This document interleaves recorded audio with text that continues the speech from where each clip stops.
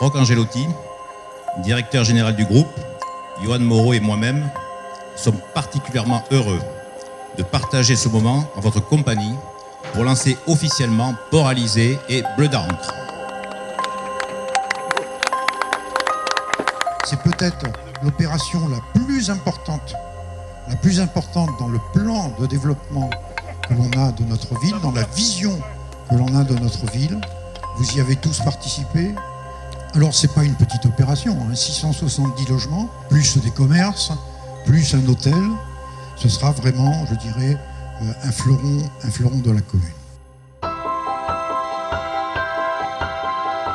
Quand on veut prôner l'excellence pour un territoire, il faut aussi être exigeant envers les opérateurs pour leur demander de la qualité.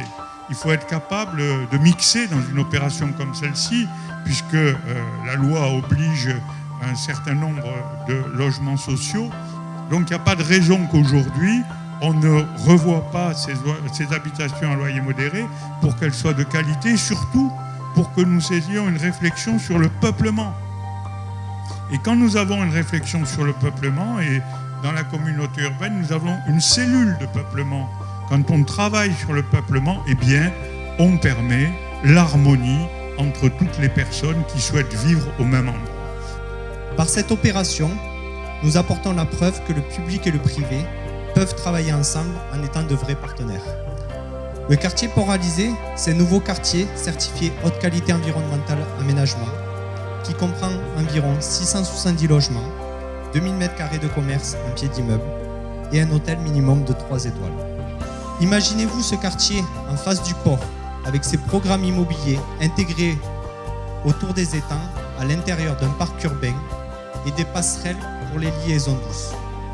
Habiter au bord de la Méditerranée, avec toutes les commodités de la vie quotidienne, est un rare privilège.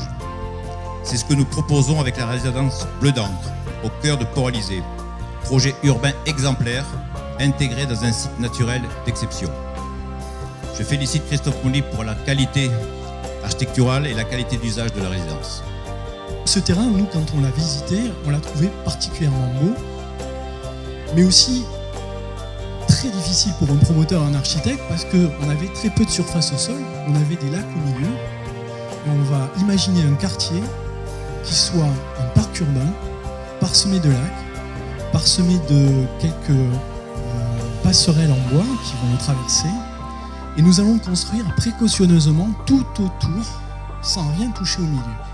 Ça, c'est une des contraintes. Tout le littoral méditerranéen est menacé par les inondations. Il faudra bien qu'on vive avec. Il faut être assez intelligent pour concevoir un urbanisme et une architecture purement adaptés à ces contraintes. Une opération fondamentale que nous avons vraiment le plaisir aujourd'hui de mettre le pied à l'étrier. Merci à tous ceux qui ont œuvré pour la réaliser. Merci à tous et vive Canet!